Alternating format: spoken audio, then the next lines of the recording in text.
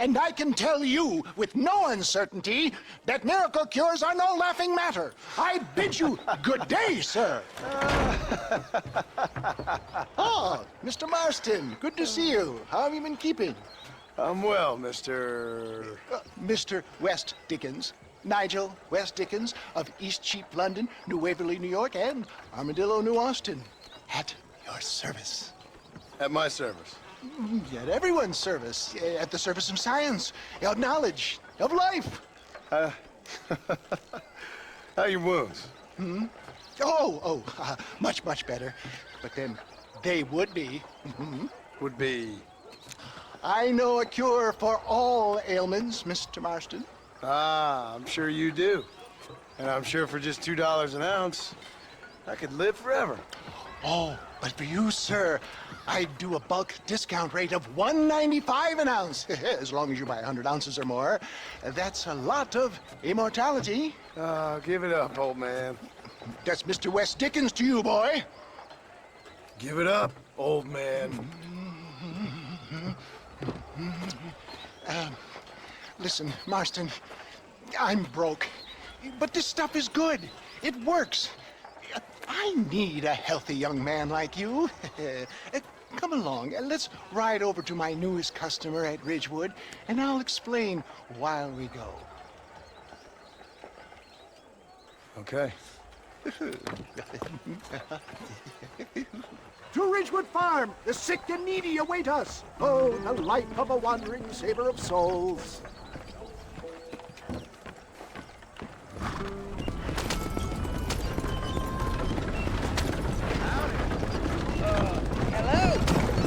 I heard about you, Mr. West Dickens. And I about you, John Marston. Hoodwinking the weak, gullible out of their hard-earned money.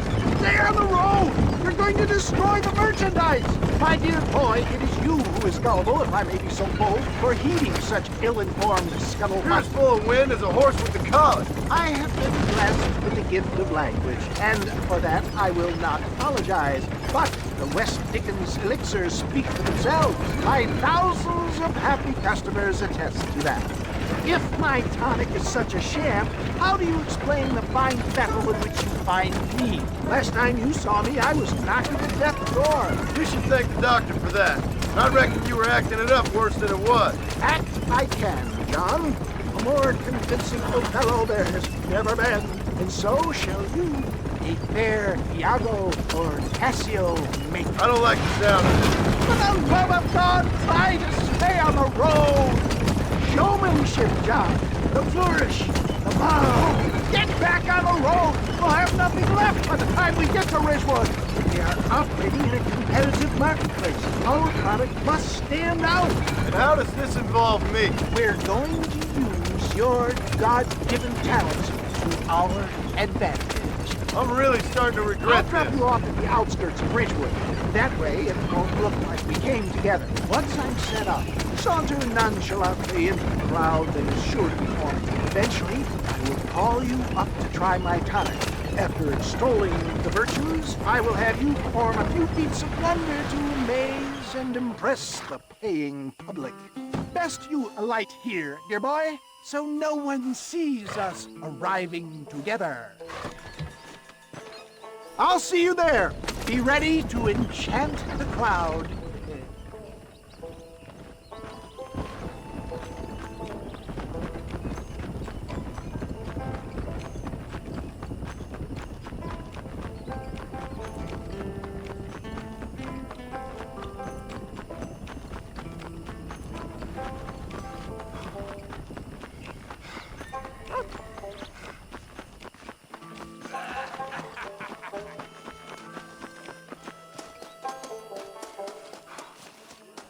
Oh, I see. Friends, hard-working souls of Cholla Springs, gather round, gather round.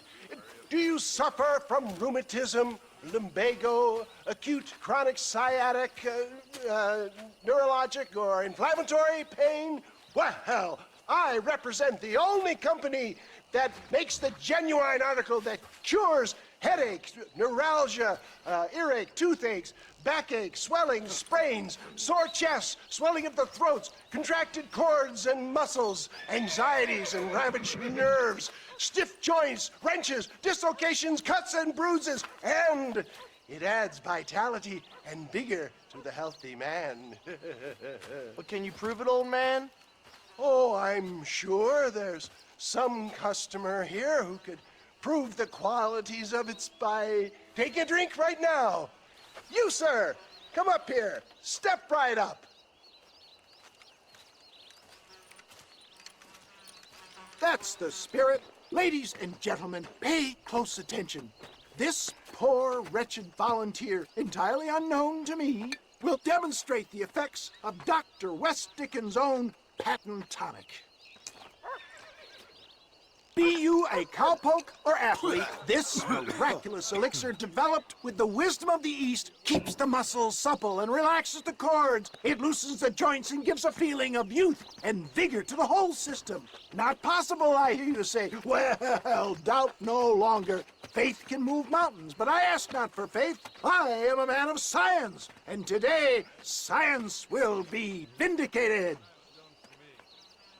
Your eyesight is greatly improved. Is that not so, friend? If you say so. That's right, it is. You heard him. What a good sport you are, sir. Now, gaze over yonder at that porch. If you squint, you may just be able to make out the skull that's hanging there. Go ahead, friend.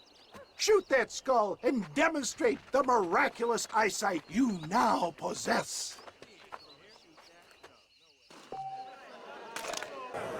Remarkable! The eyesight of an eagle, granted by imbibing Dr. West Dickens' own patent tonic. Anybody can make that shot. This man is a fraud. If your eye's so damn sharp, why don't you try shooting my hat out of the air? My friends, our test case has been challenged to shoot a gentleman's hat out of the sky above our heads. You can fool these people, but you ain't fooling me. Right. Let's just see how sharp you is with a moving target. Here it comes.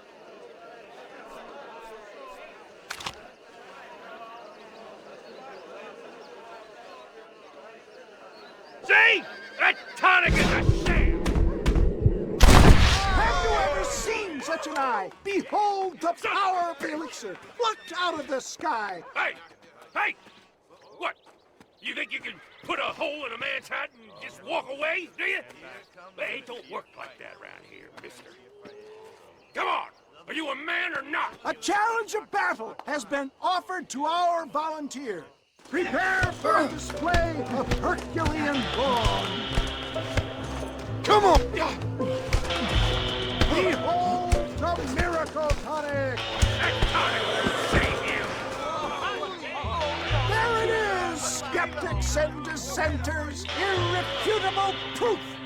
Do not let this opportunity pass you by. Look, he's over there. Go get him. This ends now! Watch out, he's got a gun. Who the hell do you think you are? You ain't leaving here alive! Marvelous shot, dear boy. The kind of deadly accuracy that can only be afforded by the West Dickens elixir. Come, I have plenty for all. You'll be fine. Get out of my way. Hey! Where are you going?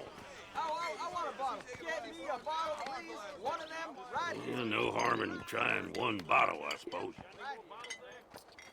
Well, I think that went kind of well, don't you? I'm just glad that my normal job involves either chasing after cattle or murderers.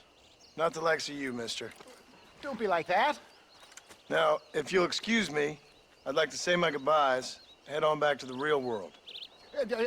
Wait, sir. I've been thinking about your predicament, and I think I may have an idea. I've been thinking I could be your cunning Odysseus. Beware of the Greeks bearing gifts, sir. Williamson had better beware. We will make them into Trojans. I don't rightly get you. I want you to go and see my old friend Seth.